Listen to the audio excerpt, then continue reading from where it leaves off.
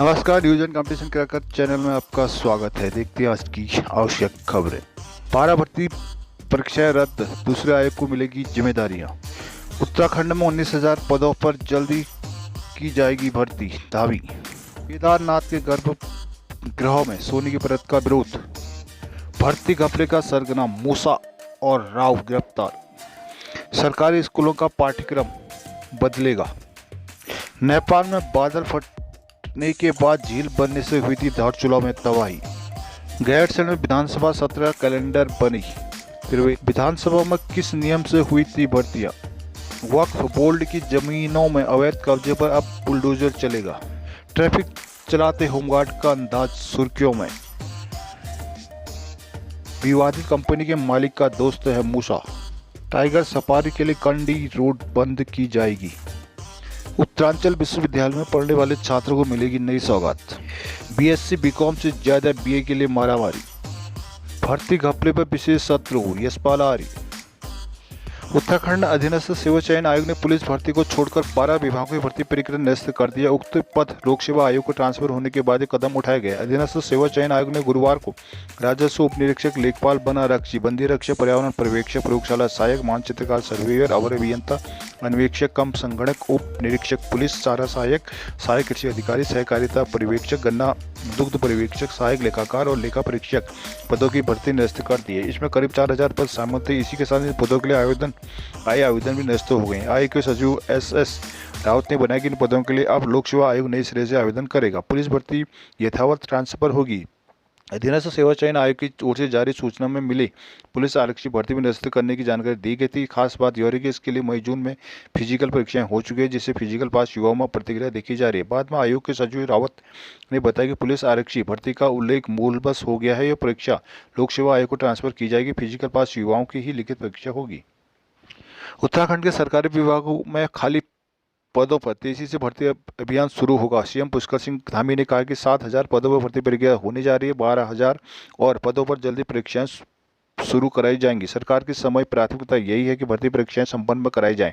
मुख्यमंत्री धामी ने हिंदुस्तान से बातचीत में कहा कि युवाओं की नौकरी से खिलवाड़ करने वालों के खिलाफ इतनी सख्त कार्रवाई की जाएगी कि अब कोई भविष्य में कभी भी कुछ गड़बड़ी करने की हिम्मत नहीं जुटा पाएगा। पहली बार इतनी बड़ी कार्रवाई की गई है। अंतिम दोषी को पकड़ने तक जांच जारी रहेगी। इसके लिए सरकार भर्तियों को लेकर बेहद पारदर्शी सिस्टम तैयार कर रही है। भर्ती का जिम्मा लोक सेवा आयोग को दे दिया गया है। उत्तराखंड अधीनस्थ सेवा चयन आयोग की तरफ से बीते साल दिसंबर में कराए गए स्नातक स्तरीय बीपीडीओ का पेपर लीक में मुख्य सरगना एसटीएफ के हत्थे चढ़ गए हैं। 2 लाख रुपए इनामी सादिक मूसा व 1 लाख रुपए के इनामी योगेश्वर राव को यूपी एसटीएफ ने लखनऊ में धर लिया। दोनों को उत्तराखंड एसटीएफ के सुपुर्द कर दिया गया है। आयोग ने बीते 4-5 दिसंबर को स्नातक स्तरीय भर्ती परीक्षा कराई थी। इसमें अलग अलग विभागों को 13 श्रेणी की 854 पदों के लिए हुई परीक्षा में 1.6 लाख युवा बैठे थे। परीक्षा परिणाम जारी होने के बाद इसमें फर्जीवाड़ा सामने आया। आयोग ने रायपुर थाने में केस दर्ज कराया तो एसटीएफ ने जांच शुरू की। एसटीएफ ने कड़ियां जोड़ी तो भाजपा के जिला पंचायत सदस्य आकम सिंह समेत 39 लोगों को जेल भेजा गया। वहीं परीक्षा का मुख्य सरगना सादिक मूसा निवासी अब्दुल्लापुर, अकबरपुर, अंबेडकर नगर और उसके साथ योगेश्वर निवासी शहाबुद्दीन भड़सर, बिंदु गाजीपुर, हाल निवासी इंदिरा नगर, लखनऊ फरार थे। दोनों के लखनऊ के आसपास होने पर यूपी एसटीएफ सक्रिय हुई। एसएसपी एसटीएफ अजय सिंह ने कहा कि यूपी एसटीएफ ने लखनऊ के पॉलिटेक्निक चौराहे से दोनों को गुरुवार शाम को गिरफ्तार किया। दोनों वहां किसी से मिलने पहुंचे थे। सूचना मिलते ही लखनऊ एसटीएफ उत्तराखंड एसटीएफ की टीम वहां पहुंची। दोनों ने आरोपियों को पकड़ लिया। सरकारी स्कूलों का पाठ्यक्रम बदलने जा रहा है। राष्ट्रीय शिक्षा नीति एनईपी की सिफारिश के तहत पहली से 12वीं तक के लिए नई सिरे से पाठ्यक्रम तैयार किया जा रहा है। नए पाठ्यक्रम में छात्रों को उत्तराखंड के बारे में बहुत जानने को मिलेगा। राज्य के भौगोलिक, सांस्कृतिक, सामाजिक, ऐतिहासिक और राजनीतिक विषयों को भी शामिल किया जाएगा। शिक्षा मंत्री धन सिंह रावत के अनुसार आने वाले 1.5 महीने के भीतर पाठ्यक्रम को अंतिम रूप दे दिया जाएगा। वर्तमान में राज्य में एनसीईआरटी का पाठ्यक्रम लागू है। एनसीईआरटी की किताबें राष्ट्रीय परिप्रेक्ष्य में होने की वजह से राज्य के बारे में जानकारियां ना के बराबर होती है। एनईपी में पाठ्यक्रम के विषय में भी मानक तय किया गया है। डॉक्टर सिंह के अनुसार इसमें 30% भाग राज्य का होगा और बाकी 70% राष्ट्रीय। इस व्यवस्था से राज्य को स्थानीयता को भी पाठ्यक्रम में शामिल करने का मौका मिला है। शिक्षा विभाग के वरिष्ठ अधिकारी और शिक्षा विशेषज्ञ संयुक्त रूप से इस राज्य स्तरीय पाठ्यक्रम को तैयार कर रहे हैं। जल्द इसे केंद्र सरकार को भेज दिया जाएगा। चारों शिक्षा बोर्डों के शिक्षकों बनेगा पुल। छात्रों को बेहतर से बेहतर शिक्षक और शैक्षिक माहौल देने के लिए उत्तराखंड बोर्ड, सीबीएसई, आईसीएसई और पतंजलि के भारतीय शिक्षा बोर्ड के शिक्षकों का पुल बनाने की तैयारी भी है। इसके तहत शिक्षक एक दूसरे के बोर्ड में पढ़ाने के लिए आ सकेंगे। शिक्षा मंत्री ने बताया कि प्रख्यात वैज्ञानिक के कस्तूरी रंगन को उत्तराखंड में आने का निमंत्रण दिया गया है। उन्होंने एनईपी का मसौदा तैयार किया था। इस प्रस्ताव के उनके समक्ष रखा जाएगा।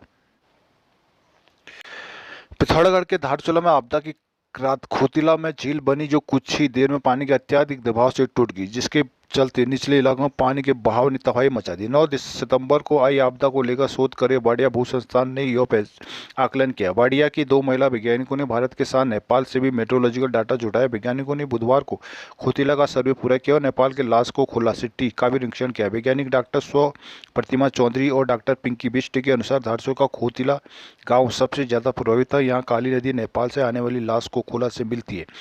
आपदा की रात 9:30 बजे तेज बारिश शुरू हुई। बादल फटने से लाश को खोला नाले में आए भारी मलबे की वजह से खोतिला में पानी जमा होने लगा और अस्थायी झील बनने लगी। पानी करीब 3 से 4 घंटे तक जमा होता रहा और काली नदी तक आ गया। खोतिला के घरों में पानी भरने लगा, गांव का मंदिर डूब गया। इस बीच झील जल्द ही टूट गई, जिससे तेज बहाव से निकले पानी में आगे भारतीय इलाकों में कहर बरपाया। खोतिला में 30-35 घरों में से 200 के लगभग लोग रहते हैं। पानी से बचने को घर की छतों और पेड़ों पर चढ़े, लेकिन पानी का स्तर बढ़ता गया। धारचूला के समय नेपाल के लास्को गांव में भी आपदा के कारण भारी नुकसान हुआ है। उत्तराखंड के सरकारी विभागों में खाली पदों पर तेजी से भर्ती अभियान शुरू होगा। सीएम पुष्कर सिंह धामी ने कहा कि 7,000 पदों पर भर्ती प्रक्रिया होनी जारी है। 12,000 पदों पर जल्द परीक्षा शुरू कराई जाएंगी। सरकार की इस समय प्राथमिकता यह है कि भर्ती परीक्षा समय में संपन्न कराई जाए। मुख्यमंत्री धामी ने हिंदुस्तान से बातचीत में कहा कि युवाओं को नौकरी से खिलवाड़ करने वालों के खिलाफ इतनी सख्त कार्रवाई की जाएगी कि अब कोई भविष्य में कभी भी कुछ गड़बड़ी करने की हिम्मत नहीं जुटा पाएगा। पहली बार इतनी बड़ी कार्रवाई की गई है। अंतिम दोषी को पकड़ने तक जांच जारी रहेगी। इसके लिए सरकार भर्तियों को लेकर बेहद पारदर्शी सिस्टम तैयार कर रही है। भर्ती का जिम्मा लोक सेवा आयोग को दे दिया गया है। समय पर सभी भर्ती परीक्षाएं हो, इसके लिए आयोग को मजबूत किया जा रहा है। कर्मचारियों की संख्या बढ़ाई जा रही है। सरकार की प्राथमिकता है कि दिसंबर तक हर हाल में परीक्षा पूरी हो जाए। इसके लिए जल्द परीक्षा कैलेंडर जारी हो रहा है। अक्टूबर में विज्ञप्ति जारी हो जाएंगी।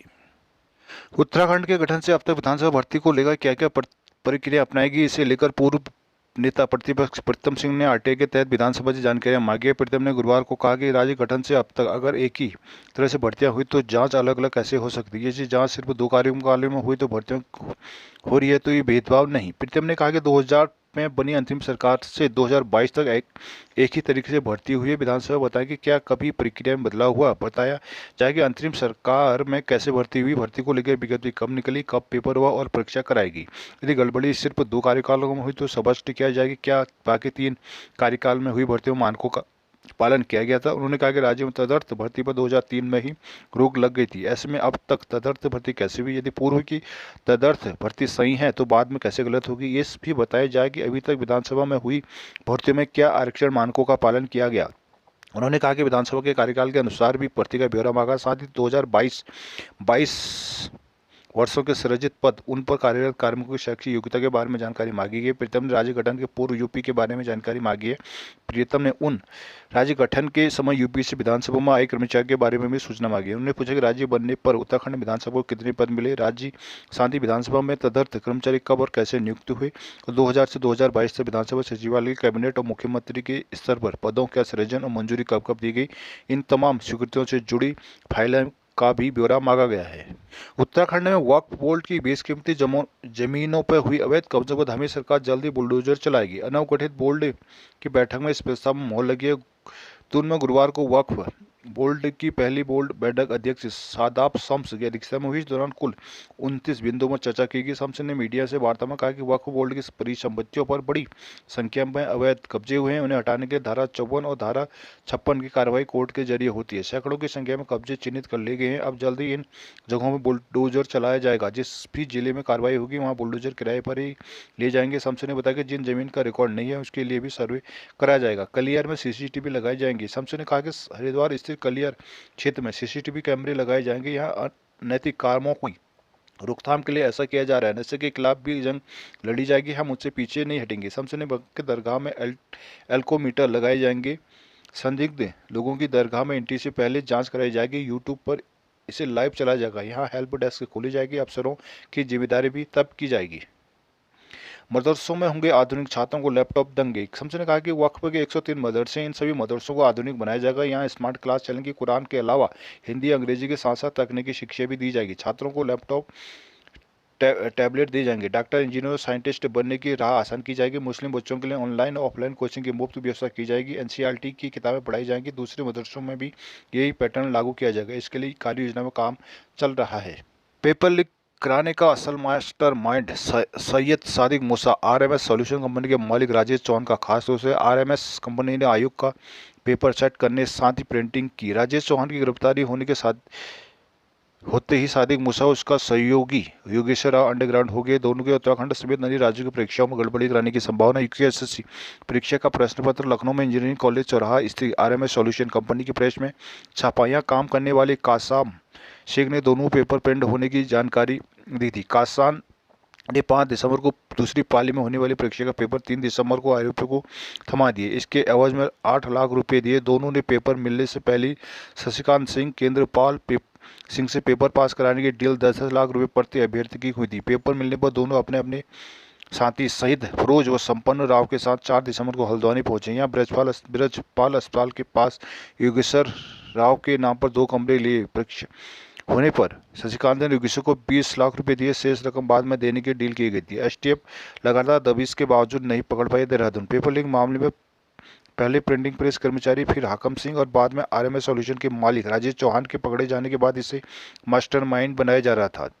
जब उसने राज खुला तो पता चला कि इसका मास्टरमाइंड लखनऊ का रहने वाला सैयद सादिक मूसा है। मूसा और कंपनी के डायरेक्टर की मुलाकात वर्ष 2014 में हुई। इसके बाद उन्होंने इस खेल में मोटा धन कमाने की योजना बनाई। इसके बाद हुई कई परीक्षाओं के पेपर लीक कराए जाने की संभावना है। वर्ष 2015 में आयोग के गठन के बाद उत्तराखंड में होने वाली ज्यादातर परीक्षाओं का ठेका आरएमएस कंपनी को ही दिया जाने लगा। राजेश और मूसा ने बड़े ही सातिराना अंदाज में पहले दरोगा भर्ती, फिर ओएमआर सीट में खेल करना शुरू कर दिया। इसके बाद जब अन्य परीक्षाओं के पेपर की छपाई का काम इस कंपनी के पास आया तो मूसा और राजेश की चांदी हुई। उन्होंने हाकम, केंद्रपाल और अन्य दलालों के साथ मिलकर अपना पूरा गैंग खड़ा कर दिया। बताया जा रहा है कि मूसा ने पेपर लीक के धंधे से अकूत संपत्ति जोड़ ली है। वो सोशल मीडिया पर रील के लिए शूटिंग भी करता है।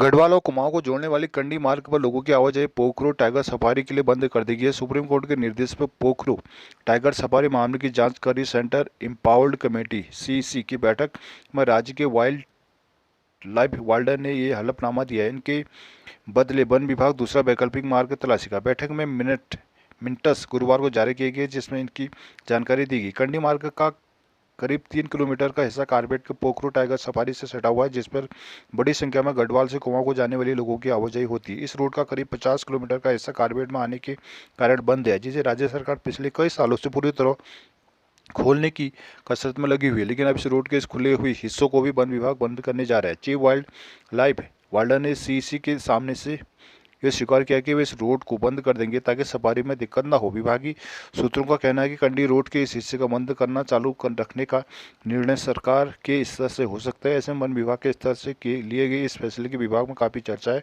कमेटी के सदस्य सचिव अमरनाथ शेट्टी की ओर से जानकारी दी गई। Uttaranchal institute of management Uttaranchal विश्वविद्यालय इंटरनेशनल स्किल डेवलपमेंट कॉर्पोरेशन के साथ साझेदारी की है, जिसका सीधा लाभ विश्वविद्यालय के बीबीए, बीकॉम ऑनर्स के छात्रों को मिलेगा। इन छात्रों के लिए एसीसीए और सीएमए सर्टिफिकेट दिए जा सकेंगे। यूआईई के डीएन प्रोफेसर प्रदीप सूरी ने बताया कि यह साझेदारी हमारे छात्रों को वित्त और लेखा क्षेत्र में उनके कौशल और ज्ञान को बढ़ाकर राष्ट्रीय और अंतर्राष्ट्रीय स्तर पर कैरियर की उन्नति को बढ़ावा देगी। कुलपति प्रोफेसर धर्म बुद्धि ने छात्रों को सफल कैरियर के लिए कौशल और मूल्यवर्धन पाठ्यक्रम की विशेषता पर जोर दिया। आईएसटीसी के जनरल हेड विकास कौशल ने कहा कि सर्टिफिशियल कोर्स की मदद से छात्र महत्वपूर्ण वित्तीय प्रबंधन जिम्मेदारियों में वैश्विक विशेषज्ञता हासिल करेंगे। प्रोफेसर सतबीर सिंह सहगल ने कहा कि पाठ्यक्रम छात्रों को वर्तमान उपकरणों, तकनीकों और रणनीतियों के बारे में उन्नत ज्ञान प्राप्त करने में सक्षम करेगा। कभी बीएससी बीकॉम को पहली पसंद मानने वाले छात्र बीए में सबसे ज्यादा रुचि ले रहे हैं। राजधानी के 4 बड़े कॉलेज में सीटें और रजिस्ट्रेशन आंकड़ा तो ये बता रहा है। इन कॉलेज में सबसे ज्यादा आवेदन बीए के लिए हैं, जिनमें एक सीट पर 3 से 5 छात्रों के रजिस्ट्रेशन के लिए आवेदन मांगे गए हैं। अगर डीएबी की करें तो इसमें बीए में 1475 सीटें हैं, जिसमें 4500 आवेदन आए हैं। बीकॉम में 1200 सीटों के लिए 2800, जबकि बीएससी में 3 ग्रुप में 1140 सीटों के लिए 2500 छात्रों ने रजिस्ट्रेशन करवाए हैं। वहीं एमकेपी में बीए में 995 95 सीटों के लिए 1354, बीकॉम में 300 सीटों के लिए 450 और बीएससी में 120 सीटों के लिए 378 रजिस्ट्रेशन हुए हैं। जबकि डीबीएस में बीए में 270 सीटों के लिए 1000 आवेदन और बीएससी में 590 सीटों के लिए 1800 आवेदन आए हैं। इसी तरह SGRR में बीएससी में 450 सीटों के लिए 1000 और बीए में 250 सीटों के लिए 1000 आवेदन आए हैं। अगर सभी कॉलेजों के आंकड़ों में गौर करें तो बीए में 3 से लेकर 5 आवेदन एक सीट पर आए हैं। नेता प्रतिपक्ष यशपाल आर्य ने गुरुवार को एक होटल में प्रेस वार्ता में भर्ती घपलों पर प्रदेश सरकार को घेराने और घपलों की जांच सीबीआई को न सौंपकर एसआईटी से कराने पर सवाल खड़े किए। साथ ही मामले में सरकार से विधानसभा को 2 दिवसीय विशेष सत्र बुलाने की मांग की। उन्होंने कहा कि विपक्ष सभी घपलों को लेकर सदन के पटल में विस्तार और तथ्यों के साथ चर्चा करना चाहता है। मुख्यमंत्री पुष्कर सिंह धामी ने एक समाचार चैनल को दिए इंटरव्यू में कहा था कि विपक्ष सीबीआई पर सवाल खड़े कर रहा है और अब इसी संस्था से जांच कराने की मांग कर रहा है।